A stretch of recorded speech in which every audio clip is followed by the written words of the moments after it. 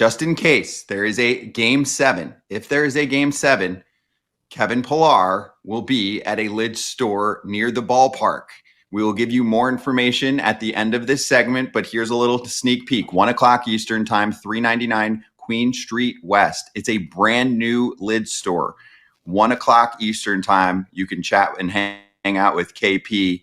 We'll be there for about an hour. So if there's a game 7, if you're in Toronto, KP will be there. And we'll remind you at the end of the segment as well. But KP, how do the Blue Jays prevent that from happening? Well, they got to go through the best pitcher in the postseason, but that's kind of been their MO pretty much all season. If you go back and look at the starting pitchers they've beaten, but just think about the pitchers they've beaten in the postseason. Obviously you're going to face great pitching in the playoffs, but the teams that they face, the Yankees, the Mariners, they didn't have scrubs, running out there games 1 and 2. They've beaten Blake Snell twice already. They got to Tyler Glass now. Ultimately he wasn't charged with the L in that game because it went forever. It actually was 2 games worth. But, if they want to be the best, they got an opportunity to beat the best pitcher in the world tonight. And that's what they're going to have to do if people don't want to see me at the Lids store tomorrow. So I'm hoping to wrap it up here in game 6 and get home and see my family. But if the Jays aren't able to do it today, I'll gladly be at the store tomorrow. Yeah, that Lids store is not going to have any more hats left. But yes, I understand they beat Blake Snell. They didn't really beat him that great. Like, I'm not going with they were unlucky. They were lucky. I'm saying it wasn't like they dominated Blake Snell. I just don't see the path to get to Yamamoto. Do you feel like there is a change that can be made by the lineup to be able to to be able to beat Yamamoto, who I counted it. I got this from a friend. 15 3-ball pitches that he's thrown in the entire postseason. 15. So he's okay with you being aggressive because he's not really giving you anything. So how do the Jays, or is it just something where, hey, you know what? Somebody pops one, Gausman goes 9. Yeah, I don't even think Gausman needs to go 9. I think the back end of their bullpen's been really good, especially late in the postseason. But, if you go back to game 2, when he threw the complete game, it was 1-1 going into the 7th inning. And Gausman made 2 mistakes. It wasn't really even a bad pitch to Will Smith. He threw a fastball up and in. He turned him one. Maxey got one out over the plate, hit one into the bullpen. But he went toe-to-toe with him. He wasn't quite as dominant as Yamamoto was, but that's been the big thing with the starting pitching for the Blue Jays. Can you just keep him in the game? If Gausman could keep him in the game within striking distance, they got a chance. But an article came out today about Yamamoto and what makes him even more difficult than the arsenal of pitches he has. He never faces you the same way, the same time. His sequence of pitching is always different. And I'm going to have an opportunity to go on our pregame show today and talk about what kind of my approach is going to be. And I'm kind of sitting here thinking about what the hell would I do with a guy who's got 6-7 pitches. He constantly changes the way he pitches you up. And I think you just got to, like you said, I think you got to sit there and go, more than likely he's going to get me out once or twice and maybe 3 times, but can I get him 1 time? And that's kind of how this series has felt like. If 1 guy or 2 guys can put a good swing on a pitch, that could be the difference. The Dodgers are not swinging the bat really well right now. I don't think we're accustomed to seeing a Dodger lineup really struggle the way that it's been struggling. If you're the Blue Jays, I think that's what you got to do. I don't think you got to really try to overcomplicate it, try to figure out how he's going to pitch you because he's so good at changing that up. I think you stay with what you want to do as a hitter. You might not get it in the first at bat. You might not get it in the second. You might not even get in the third. But if you're ready for your pitch, it feels like it's going to be a 1 swing of the bat type of game for the Blue Jays in order to get to Yamamoto. Now reverse side of this, if you're Doc Roberts, how do you find a way to win a ball game? I feel like it's one of those games today where it's not going to be pretty, but you got to find a way to dig deep and win. Is there something you can do against Gausman that you see that they can exploit? I don't see much. Yeah, if you watch the game pretty intently, in game 2, it did seem like the Dodgers hitters were a little bit in between. It kind of felt like they went into with a game plan of maybe trying not to chase a splitter, and it seemed like they were late on a lot of fastballs. Maybe that's the adjustment they make is like, okay, we're striking out a ton. Maybe they tried it with Trey Savage, like, hey, don't get caught in between, but the stuff was just so good. Maybe they just changed their approach up and they try to be super aggressive, be willing to swing through a little bit more pitches, not being caught in between, because Gausman was throwing a ton of strikes. He was throwing a ton of fastballs in the zone. They weren't all middle fastballs, but he was in the zone a ton, and he was getting a ton of foul balls. And then he was able to kind of set up his 2 secondary pitches, mostly the splitter to get a lot of swing and miss. But if you're the Dodgers, maybe you have to go against what has gotten you here all year. And maybe when you get to that middle bottom part of that order, that's usually so dynamic, maybe you got to figure out a way to play a little bit more small ball. Maybe look for some guys, like Shohei or Mookie and even Freddie, if they're able to get on, try to steal some bases. I know Kirk's a tough guy to steal against. Gausman's pretty good at holding runners, but they just haven't shown the ability that they're going to just kind of, string together 3 or 4 or 5 good at bats, a walk, a couple hits. That's really what the Dodger or the Blue Jays have been able to do, aside from having those, solo homers or maybe 2-run homers. You always hear Buck Martinez talk about it on the broadcast, a Blue Jay type of inning. And it usually starts with a walk or, a misplay. And then you got first and third, and then there's a sac fly. Then they're kind of just able to manufacture runs and put up crooked numbers on the scoreboard. Right now for the Dodgers, it kind of seems all or nothing. Like they're relying on a Shohei homer, a Freddie homer, a Will Smith homer, a Max Muncy homer.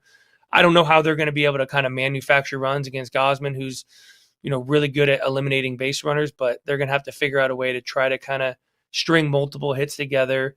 I don't see it happening, though. We're not as lucky as you Canadians because we don't get to hear Buck Martinez. We get to hear all about Shohei Ohtani, and that's pretty much it that we get to hear here in the States. But my question to you is, you've been around the clubhouse, around the dugout there. Handicap me a George Springer getting in this game type of moment. Is it a start? And I also want your opinion based on what they've done the last 2 games. Should they push a 60% George Springer to be in the lineup? God, that's a great question because they've kept it really under wraps around here. I mean, I think we saw on TV, obliques aren't one of those things, and they haven't even kind of ruled it as an oblique. They're calling it a side injury. They're taking a book out of, hockey, which is very popular here in Canada, and they're just labeling it a upper body injury. There's not a lot of details, and there's a lot of hush-hush about it. And to be honest with you, I was very surprised that he was even on the roster the next day. It felt like, especially after an 18-inning game, they had all the reason in the world to replace him on the roster, maybe add another arm because they went through everyone in that 18-inning game, and then there was rumors about him being available, whether it was to pinch run or potentially pinch hit. And credit to the Blue Jays, the way the last 2 games has gone, they haven't really had to tip their hand if he is available or not available. And now kind of the rumor around here is he could be in the starting lineup today, but I find it hard to believe. I've never really seen a player call for the trainer and the manager to come out of the dugout after taking a swing. Fortunately, in my career, I never had a side or an oblique injury, so I don't really know what that feels like.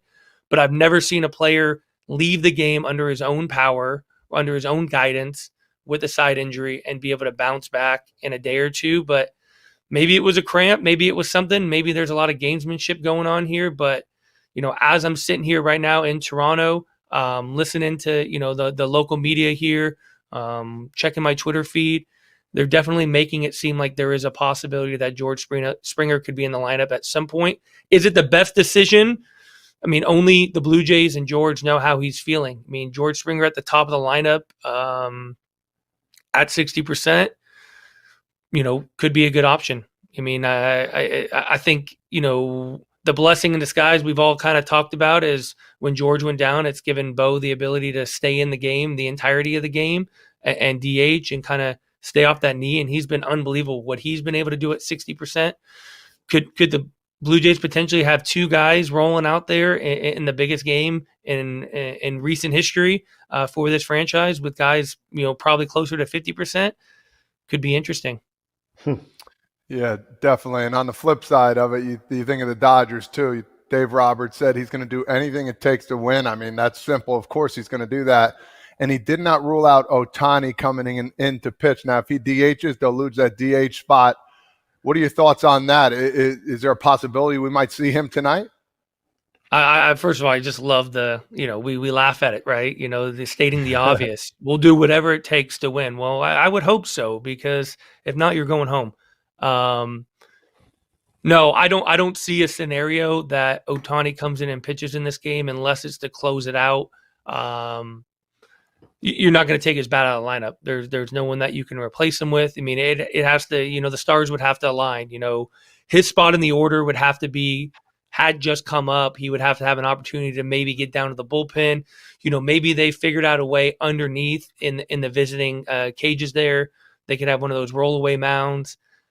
I don't see it happening today. It seems like a more likely scenario, maybe if they're able to get to a game 7 where maybe they have the comfort in him coming in and throwing multiple innings out of the bullpen and then really kind of trying to figure out what to do from there. But I mean, it's an amazing thing that we even can have this conversation, that there's a baseball player in this world that is such a talented player on both sides of the ball, where it's a realistic possibility that he could come in and obviously not start today, but come in out of the bullpen. But I mean, starting is already so difficult for him to do. Obviously, you have the entire pregame to prep, but it's one of those things why we probably haven't seen it yet. It's just the timing of, what if he's left at second base and he hasn't had a chance to warm up? What if he's the guy on deck? It just kind of a perfect storm of events would have to take place in order for them and probably Shohei to feel comfortable,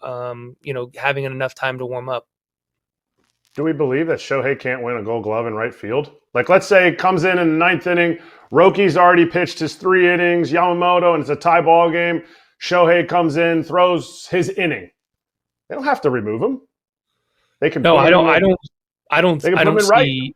He hasn't shown anyone any reason why he probably couldn't go out there and be great at playing right field. And I'm obviously not around the team. Shohei, from everything I've heard, doesn't seem like a guy who's out taking BP all the time. And if he is taking BP, he's not a guy who's out there, shagging fly balls when he's not hitting. But I would put nothing past this guy for him to be able to go out there and stand in right fielder, and not only stand out there, I think he'd be a pretty good outfielder.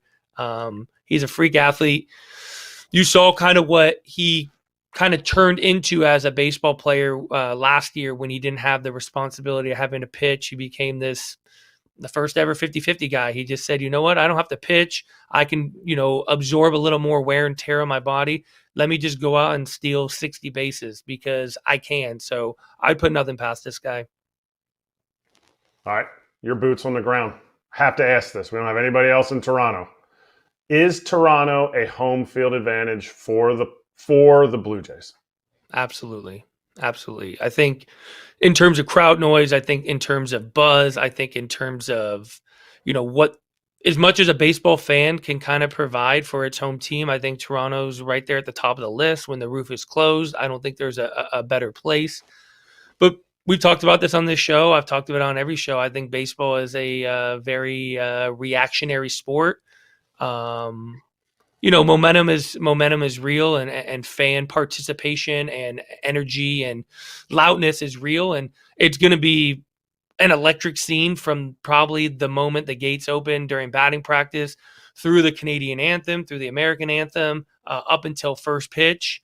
And it will remain that way until they have a reason not to. It's probably, this is like stating the obvious of, all hands on deck in an elimination game, but it is very important that the Dodgers figure out a way to silence that crowd early, whether it's, manufacturing a run in the first inning, a solo homer, because if not, that momentum is just going to keep building and the noise. And, but I've also talked about this too. I think there's also a ton of pressure when you have such a passionate fan base, an energetic fan base, a starving fan base, one that is waited a long time to be one game away from winning a World Series. You got to imagine the pressure that the ball players feel showing up to the field today. I mean, I left my hotel room at 8:30 this morning, and I kid you not, there was about 1,000 people in line already. Whether that was to get merchandise, whether that was people that buy those general admission tickets, the standing area to wait in line, but there was over 1,000 people there lined up. So I can only imagine what it's going to be like as a player, whether, you Uber to the stadium, you walk, you ride a scooter, you park in the parking lot there. I mean, if I look down my window right now, it's probably multiplied 5 times right now. Like, this city is vibrant. It's electric. It's the talk of the town, rightfully so. So, with that comes a little added pressure, but I mean, this is a team that has faced so much adversity. Not even during the regular season. Let's just talk about what they faced in the postseason. Losing Bo Bichette going down the stretch, having to win a 162 to win the division, to give them a bye week. Have to go in New York to win some games, to be down 0-2 against Seattle, going into a hostile environment, being down 3-2 to Seattle to win this, and then ultimately going up against the elite of the elite with the Dodgers, a juggernaut, the defending champions, to lose an 18-inning game and come back and be unfazed. If there was ever a team that is built to kind of handle everything that we're talking about, from a home field advantage, from nerves, from understanding, I was never in this situation. I can't even imagine what it was like going to bed last night, knowing, one more sleep and I could be a World Series championship, a champion. It has to enter your mind, but this team is just so steady with their approach, the day to day. You watch them come out for BP every day. You watch them stretch. It's this. It looks like they're playing spring training games. Like, there's no heartbeat. It's a ton of fun. It's a ton of passion. Constantly deflecting the attention from themselves to their teammates. This team is really, really kind of built for this moment. Yeah, and last question for me. Every time I see this picture, I forgot I have a mask on. Last question for me. Real simple. Vlad Guerrero Jr., bro. The guy is absolutely unstoppable. How do you get this guy out? I'm telling you right now, you think about what he's doing, it's Ohtani-esque, if not better, what he's doing in this World Series. He's the MVP, undoubtedly, if they win the World Series. How do you find a way to stop this guy from getting home runs, doubles, hitting the ball hard, basically? Yeah, I don't think there is a way right now. I think you gotta give him the treatment right now. I mean, if I'm and obviously you gotta trust Yamamoto because he's given you a reason not to, but the first at bat would be very telling to me. I mean, I would go after him because Yamamoto's arguably the best pitcher in the world right now. He's definitely the best pitcher in the postseason. But if Vladdy's able to either hit a ball hard off him, reach first base, get a hit. If I'm the Dodgers, I'm not losing a World Series. I'm not losing this series because we just continue to face Vladdy. He has shown no ability to have a weakness in his swing. He's shown no ability to really chase outside the zone. He's taking his walks. He's content with taking hits, when he gets later in the count, or, he's facing tough pitching. He's set a franchise record for home runs. He's the complete package right now, but you have to give a ton of credit to the guys hitting around him too, because, it's hard to put a guy on base when the guys behind him are also producing. Obviously not at the same level of Vlad, but it's the main reason that, the Blue Jays did what they did in the 18-inning game, because they had a struggling guy hitting behind Ohtani. And obviously the guy hitting behind him is a first ballot Hall of Famer, but recency bias is real. What have you done for me lately? And he hasn't been able to do much. And fortunately for Vladdy, the guys hitting behind him have been able to not only carry their weight, but they've been great. So it's a tough thing that the Dodgers are having to navigate, because Vladdy's been unstoppable, but putting a guy on first base, every single time and not taking your chances, knowing that there's a lot of protection behind him, is also a risky move. AP, you're the man. This is it. This could be your last broadcast of the year. I feel like you've been doing this for years now, but you actually were playing some Major League Baseball early this year. So you've transitioned very, very I'll tell you what, though, give a credit to a lot of these players, right? Because I don't want to sit here and sound like I'm ungrateful and I'm complaining, but the travel has been a lot. Like I'm fatigued. Like, look, I'm in here. The adrenaline.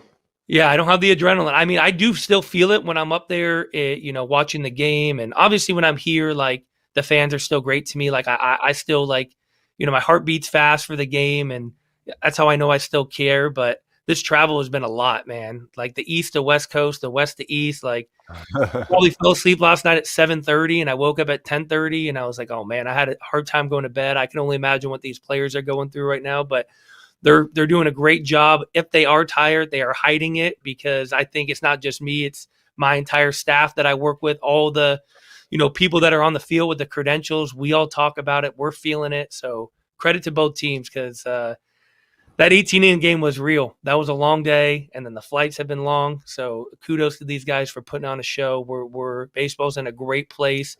Let's not shut this thing down now, because we're getting. Here we're getting about 8.5, 9 million Canadians tonight watching this game. So baseball's in a great place. So It is. I'm with you. So either the Blue Jays close it out tonight, or Blue Jays fans, you'll see KP I'll be at Lids. at that brand new Lit store.